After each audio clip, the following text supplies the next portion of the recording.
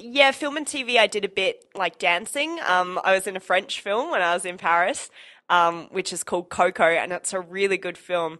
It's got a really famous French actor in it called I'm going to say his name probably wrong, but it's Gad Emela, and it's just a funny, like it was a fun kind of family comedy. And yeah, we were in it dancing, and it was really cool. So Right. yeah, I've done a few little bits and pieces here and there, and I like it. It's a fun gig. Yeah. Yeah. I think it's like a lot like this podcast where if you get to be in a film or an extra in anything, yeah, you're sort of documenting a certain time in your life, Yeah. leaving a trace of yourself. Like, imagine if you were the in Greece, or Yeah. Pulp Fiction, and you're just that guy in the back room of the restaurant. Yeah. That's cool to me.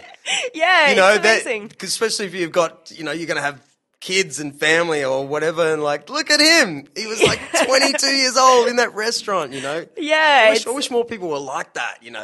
yeah. You are excited about creating. Yeah, and doing it's things. sad. I was actually, I think about that a lot because my two best friends are both actors, and they're both amazing talent, but it can be really hard in Australia to find work. And, there's not a lot of new stuff being created here in Australia, unfortunately. A lot of people have to go overseas to find work. And it's so interesting because if that was any other industry and there was this mass exodus of skilled workers, it would be like a huge political issue, and there'd be calls for more funding and there'd be calls for more support. But with the creative industries, particularly film and TV, I think there just isn't that level of acknowledgement that we can create good stuff here. But the reason that there's multiple reasons that we don't, but a lot of people leave because they feel they have no choice. There's just no support here, and it's traded off. Good film and TV is traded off for like reality TV, which is sad because those people, even though it can be fun to watch and it's like a good little trashy moment to watch that telly, but those people haven't trained, and they haven't invested in the industry, and they're not. Yeah, it's not a skill level. It's just easy. It's cheap I haven't work. seen exactly like what you're saying. People are still hooked on drama like Breaking Bad. I haven't seen that. But So all good. these like Game of Thrones. It's clear people are still hooked on these particular You acting want the shows, escape. right? Yeah. But we mustn't. We just don't have that many people. We're a funny country, eh? Like Yeah. we have the faces and the look and the talent and the skill and to make anything. They actually do come over here and make things. And they use all us. Yeah.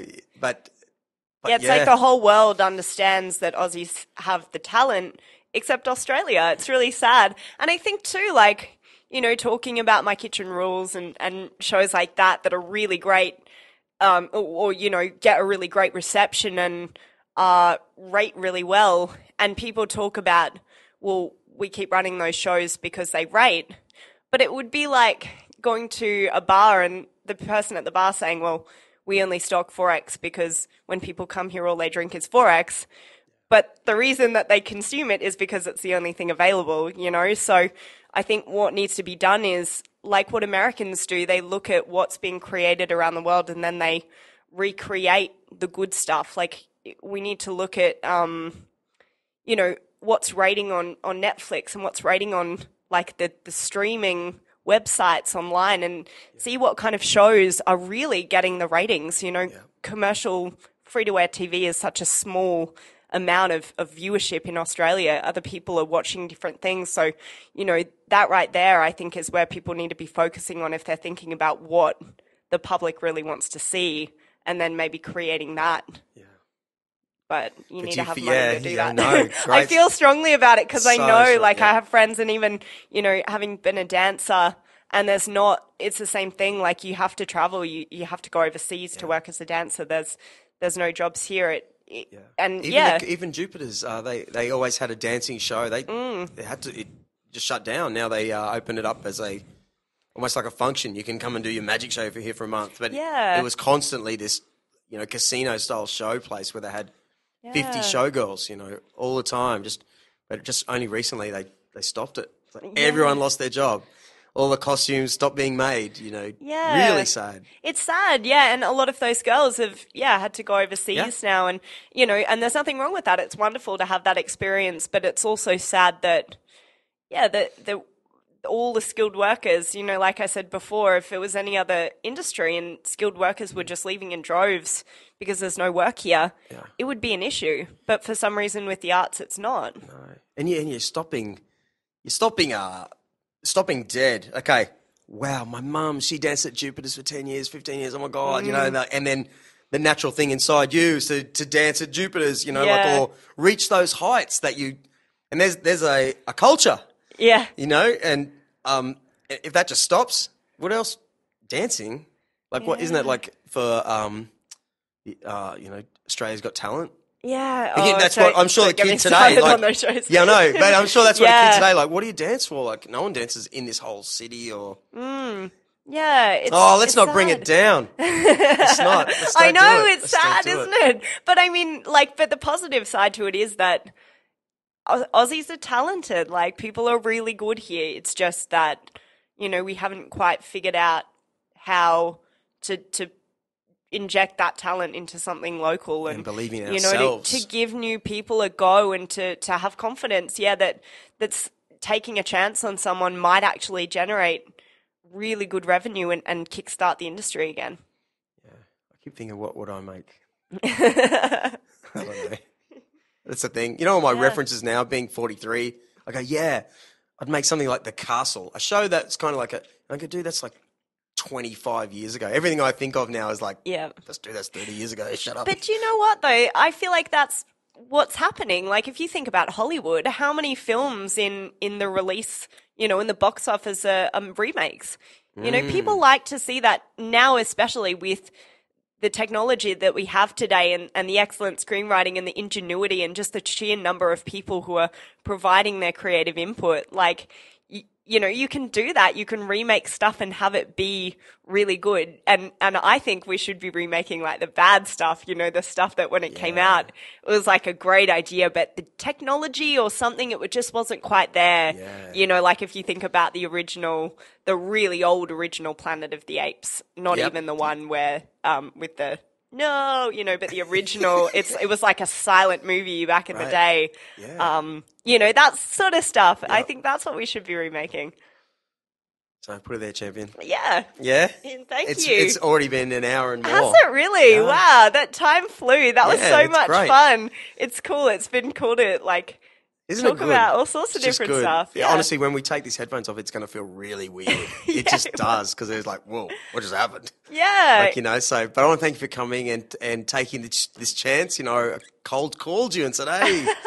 You cold texted me, actually. Yeah, like that. They've been going forever and they won't stop. So I want you to come back again. I hope you do. I would love to. Always the second time's better because... Yeah, I know what to expect now. And I know who you are now, and we just go, what about that thing? And you're like, I think I can do. I'll get up on my soapbox again about the entertainment industry. It'll be great. No, I'm so glad that you called me out of the blue. Like, it's nice to just do something like this and have it be a surprise. And, I wasn't sure what to expect coming in, and it's just fun to chat. And, that's right. I hope that people listening have had fun too. Right. And you'd probably know this. There's people like you who go for the job, right? Mm-hmm. You wanted to dance at Moulin Rouge. You wanted to work in this industry. Mm-hmm. There's a whole lot of people that don't have that by nature. So I've actually asked a lot of people. I thought, mate, you just please come on and do this. We'll have a great time. I don't know what I'd say. I don't know what I'd do. I don't know. Yeah. There's a lot of people who need inspiration, and it's people like you. And, I like to think it's people like me that just do it and enjoy it. And I mean, the thing is too, like, when I was thinking about, when I was driving here just now, I was thinking about, I don't know what I'm going to say and I don't know what I'm going to do, but that's part of the fun of it, is that you get surprised. Like, exactly. I'll probably listen to this back and be like, oh my gosh, I don't know what came out of my mouth, but, it's well. The funny thing happened yesterday. I got my hair cut from a guy I know right over there near Chevron Island. Okay, and he's from Iran. He's been on this podcast show. He's actually a boat person, a real refugee guy who is not religious at all. He's got the greatest story. He just his story about how he got here is the greatest. Anyway, and which I didn't know. He actually told me on this show. I'm like, oh my Yeah. God, really? Really, Yeah. really, really, really? Yeah, 5 days at sea, completely lost. Oh my gosh. Oh, amazing. Anyway, yesterday, and that was, interviewed or whatever you call it on this thing more than 6 months ago. I'm getting my haircut. He goes, Drew, something very funny happened this morning. What? He goes, mate, this morning a guy came in, right, from Sydney. He said, mate, I'm here. Do you know Drew Kruk versus Gold Coast? He said it backwards, right? And I think he was from Persia himself, right?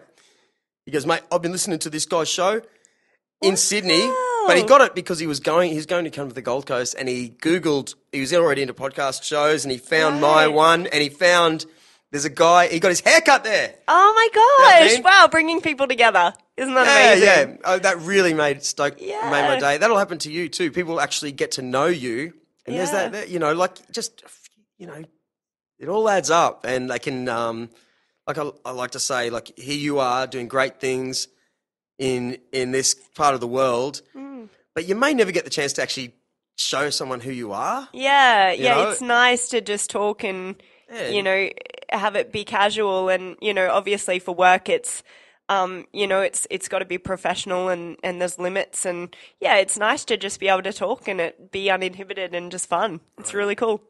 Now, okay, I want to do something for you to close this episode, right? Could you say in French how you would say wrap up a I don't know if you do. This has been Nicole Rowles. Thank you for back to you, Barry, or something. Oh, look. In French, if you can, something like that. Maybe I'll just say, oh gosh. Don't say yo play. Merci tout le monde. Je m'appelle Nicole Rowles. Au revoir. Au revoir. Au revoir. Merci. Merci. Oh gosh, I hope there's no French people listening, and if you are listening, I'm so sorry. Moving on up and moving on now. Oh, I feel great. I want to thank Karma Koala, the chill out drink, for chilling us out through that one. And I want to thank the lovely, Nicole Rowles.